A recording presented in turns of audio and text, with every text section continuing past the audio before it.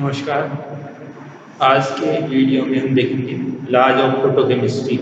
पिछले वीडियो में हमने फोटोकेमिस्ट्री के बारे में देखा था कि फोटोकेमिस्ट्री के अंदर फोटोकेमिकल रिएक्शंस का अध्ययन किया जाता है और रिएक्शन जो प्रकाश की उपस्थिति में होती हैं।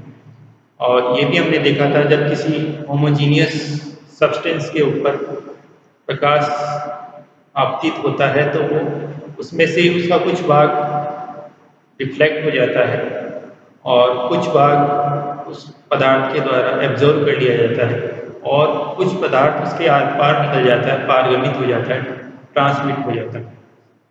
तो रिफ्लेक्ट होने वाला जो पोर्शन है वो काफ़ी कम होता है इसके अंदर। आज हम देखते हैं लॉज ऑफ फोटोकेमिस्ट्री, प्रकाश रसायन के नियम। पहले हम देखते हैं Grotthuss Draper law. Grotthuss Draper law, Grotthuss Draper का नियम। This is also known as principle of photochemical activation. Principle of photochemical activation. This law states that only that light which is absorbed by the system can bring about a photochemical change। मतलब वो light जो system के द्वारा absorb की जाती है, केवल वो ही फोटोकेमिकल चेंज के लिए उत्तरदायी होती है। इसको दूसरे तरीके से हम ऐसे भी डिफाइन कर सकते हैं, when light falls on any substance, only the fraction of the incident light which is absorbed by the substance can bring about a chemical change. Reflected and transmitted light do not produce any such effect। तो इसके अनुसार जो absorb light है वही chemical change के लिए उत्तरदायी होती है, यानी वही केमिकल चेंज करती है। जो लाइट ट्रांसमिट हो गई है, पारगमित हो गई है या जो रिफ्लेक्ट हो गई है, परावर्तित हो गई है, वो केमिकल चेंज के लिए उसमें योगदान नहीं करती है। तो ये है ग्रोथस ड्रेपर्स लॉ। तो ये जो लॉ है ये बताता है कि जो अवशोषित रेडिएशन है वही केमिकल चेंज के लिए उत्तरदायी होते हैं। ठीक है, कई बार ऐसा होता है कि कंडीशंस जब फेवरेबल नहीं होती हैं तो जो अवशोषित रेडिएशन है उसका कुछ भाग या पूरा भाग हीट के अंदर चेंज हो सकता है। सम पोर्शन और होल लाइट एब्जॉर्ब में converted into heat in some cases. जब रिएक्शन के अंदर कंडीशन फेवरेबल नहीं होती है, या ऐसा भी हो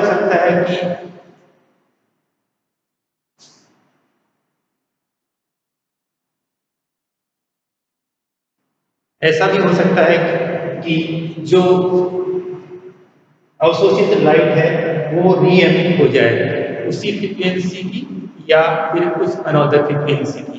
तो ये जो नियम है ग्रोथस ड्रेपर का, ये क्वालिटेटिव है। ये नहीं बताता कि एब्जॉर्ब लाइट से कितने मॉलिक्यूल रिएक्ट करेंगे। ये बताता है कि जो अवशोषित लाइट है वो ही रिएक्शन के लिए, फोटोकेमिकल चेंज के लिए वो ही उत्तरदायी होती है। जो रिफ्लेक्ट हो गई है या पारगमित हो गई है उसका केमिकल चेंज में योगदान नहीं होता है। तो ये फर्स्ट लॉ है ग्रोथस ड्रेपर का नियम, law of photochemical equivalence. Second जो लॉ है ये है लॉ ऑफ फोटोकेमिकल इक्विवेलेंस, रासायनिक तुल्यता का, प्रकाश रासायनिक तुल्यता का नियम। इसको स्टार आइंस्टीन का नियम भी कहते हैं। ये बताता है कि each molecule which takes part in a chemical reaction absorbs one quantum of light which induce the reaction। क्रियाकारी पदार्थ का प्रत्येक अणु जो रासायनिक अभिक्रिया में भाग लेता है एक फोटोन या प्रकाश का एक क्वांटम अवशोषित करके सक्रिय होता है। तो एक मॉलिक्यूल सिर्फ एक ही फोटोन को या प्रकाश के एक क्वांटम को ही एब्जॉर्ब करके सक्रिय होता है। यानी ये रेशियो है ना 1:1 का होता है। एक मॉलिक्यूल सक्रिय हुआ तो उसने एक क्वांटम को एब्जॉर्ब किया या एक फोटोन को एब्जॉर्ब किया। ये एक एक का रेशियो होता है इसमें। इस तरह से ये है प्रकाश रासायनिक तुल्यता के नियम के अनुसार। जैसे ये एक मॉलिक्यूल है ए बी, तो ये एक फोटोन को एच फोटोन की एनर्जी को एच से दर्शाते हैं। हम जानते हैं जो एच न्यू है एक फोटोन की एनर्जी, इसमें एच प्लांक्स कांस्टेंट है और न्यू है वो फ्रीक्वेंसी है लाइट की। तो ये मॉलिक्यूल इस फोटोन को एब्जॉर्ब करने के बाद एक्टिवेट हो जाता है। इस तरह सक्रिय को हम स्टार लगा के दर्शाते हैं। तो एक मॉलिक्यूल एक फोटोन को एब्जॉर्ब करके सक्रिय होता है। अब ये अगर हम एक मोल के लिए देखें कि एक मोल जो पदार्थ है वो कितनी एनर्जी को एब्जॉर्ब कर रहा है, तो the amount of energy for activation of one mole will be Nhν। तो उसके लिए हमें क्या करना पड़ेगा, Hν को n से मल्टीप्लाई करना पड़ेगा। n यहाँ पे क्या है, एवोगैड्रो नंबर। एवोगैड्रो नंबर हम जानते हैं 6.02 × 10⁻⁻³ ये इसका मान है। तो इसको बोलते हैं हम वन आइंस्टाइन। एक मोल पदार्थ द्वारा एब्जॉर्ब की गई जो एनर्जी है उसका अमाउंट आइंस्टाइन कहलाता है। तो आइंस्टाइन को अगर हम E से दर्शाएं तो E बराबर Nhν इस तरह से दर्शाएंगे। और हम जानते हैं कि जो न्यू है उसको हम c/λ से दर्शा सकते हैं। c वेलोसिटी ऑफ लाइट है और लैम्डा वेवलेंथ है।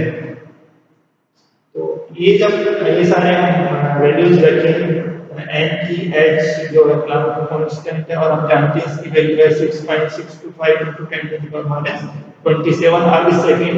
c की वैल्यू प्रकाश का जो वेग है उसकी वैल्यू 3 × 10⁻10 सेंटीमीटर/सेकंड है। ये लैम्डा की वैल्यू जो प्रकाश की वेवलेंथ है उसकी वैल्यू रख के हम आइंस्टाइन का मान ज्ञात कर सकते हैं। तो इस तरीके से ये है सेकंड लॉ, इसको बोलते हैं प्रकाश रासायनिक तुल्यता का नियम या स्टार आइंस्टीन का नियम।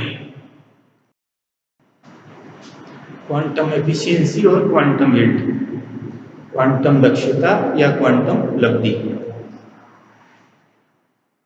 स्टार आइंस्टीन और law of photochemical equivalence implies to the primary photochemical process, that is as a result of primary absorption one molecule undergo dissociation and product enter no further reaction।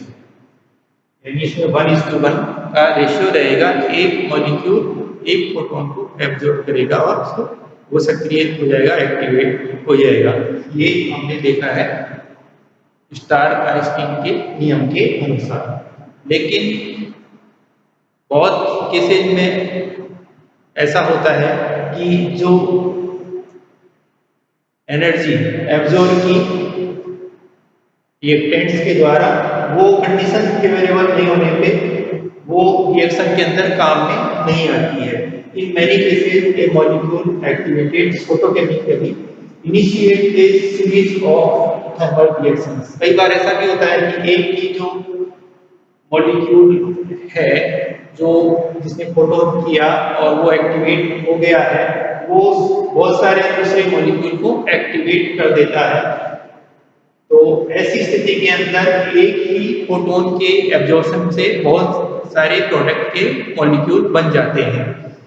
In many cases, a molecule activated photochemically initiates a series of thermal reactions.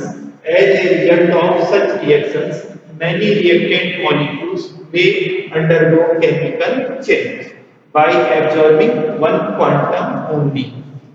हम आगे देखेंगे चैन reactions में ऐसा ही होता है। जैसे H2+ Cl2 से HCl बनता है, इसमें चैन रिएक्शन होती है। एक ही क्वांटम के एब्जॉर्प्शन से बहुत सारे प्रोडक्ट के मॉलिक्यूल्स इसके द्वारा बन जाते हैं। इसके अंदर ये ऐसी स्थिति में ये जो जो एब्जॉर्ब कर होने वाला प्रोटॉन है और कितने प्रोडक्ट बन रहे हैं उनका रेशियो इसमें नहीं है 1:1 रिलेशनशिप इसके अंदर नहीं लागू हो रहा है। यानी ये 1:1 relationship between number of quanta absorb and the reacting molecules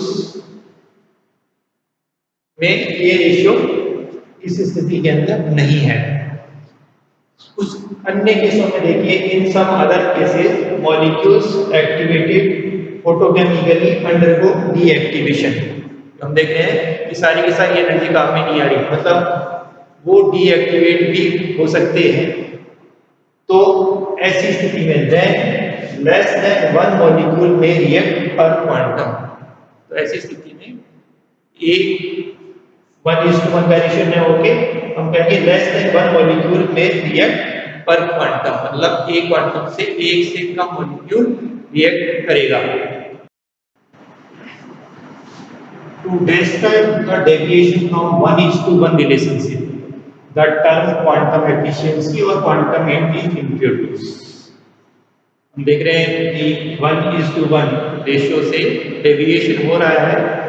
कई बार ऐसा हो रहा है कि एक फोटोन के एब्जॉर्ब मात्रा से बहुत सारे मॉलिक्यूल्स रिएक्ट कर रहे हैं और बहुत सारे प्रोडक्ट के मॉलिक्यूल प्राप्त हो रहे हैं, या कभी ऐसा भी हो रहा है कि एक फोटोन के एब्जॉर्प्शन से अवशोषण से एक से भी कम प्रोडक्ट के मॉलिक्यूल बन रहे हैं।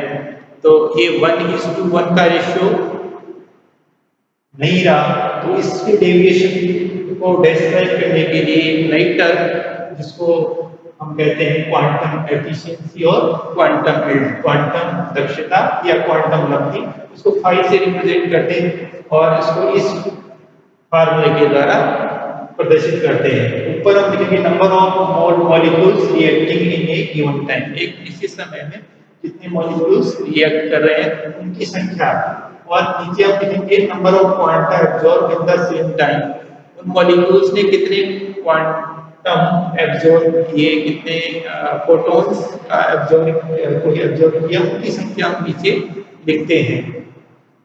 या हम किसी को ऐसे भी लिख सकते हैं, अगर हम नंबर ऑफ मॉलिक्यूल्स को लिखें इधर नंबर ऑफ मोल्स, मोल्स की संख्या, number of moles of reacting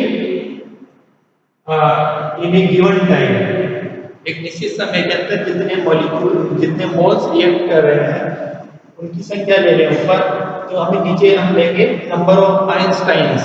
हम जानते हैं कि आइंस्टाइन हमने देखा है कि एक मोल पदार्थ जितने फोटोन एब्जॉर्ब कर रहा है, तो नंबर ऑफ आइंस्टाइन्स वो एनर्जी, तो number of Einstein's absorb in the same time. इसको हम ऐसे भी लिख सकते हैं phi is equal to rate of the chemical reaction upon number of Einstein absorbed। तो ये किसी भी तरीके से हम इसको प्रदर्शित कर सकते हैं। अब हम देखते हैं एक न्यूमेरिकल एग्जांपल। कई बार एग्जाम के अंदर इस तरह के न्यूमेरिकल्स के पूछे जाते हैं जिसमें phi का मान निकलवाया जाता है। तो देखिए एक जैसे ये वाली रिएक्शन है H2+Cl2 से HCl बन रहा है, और इस रिएक्शन के अंदर जो लाइट सामने आ रही है, जो लाइट एब्जॉर्ब हो रही है, वो उसकी जो वेवलेंथ है वो 400 nm है, 400 nm, या इसको ये एंगस्ट्रॉम में 4000 एंगस्ट्रॉम में है। और इसको आप आवश्यकता के अनुसार यूनिट चेंज कर सकते हैं। आप अगर ऐसे लिखिए तो इसमें मीटर के अंदर ये इसकी वेवलेंथ आएगी, सेंटीमीटर में करेंगे तो -8 होगी।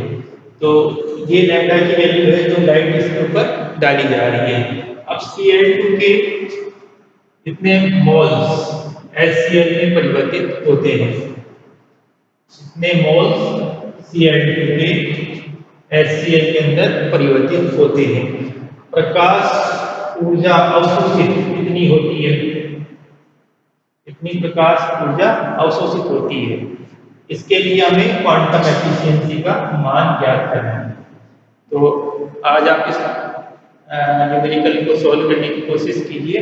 देखिए इसमें इस तरह से करना होगा हमारे को कि ये वेवलेंथ इतनी है, प्रकाश जो आपतित हो रहा है, तो एक फोटोन की एनर्जी हम निकाल सकते हैं इस तरह से। इस तरह से एक फोटोन की एनर्जी हम ज्ञात कर सकते हैं और प्रकाश जितना अवशोषित हुआ है वो एनर्जी हमें पता है। उसके अंदर हम एक फोटोन की एनर्जी उस वाली एनर्जी में भाग देंगे तो नंबर ऑफ फोटॉन्स निकल जाएंगे, कितने फोटोन इस अभिक्रिया में अवशोषित हुए हैं उनकी संख्या हमें पता लग जाएगी।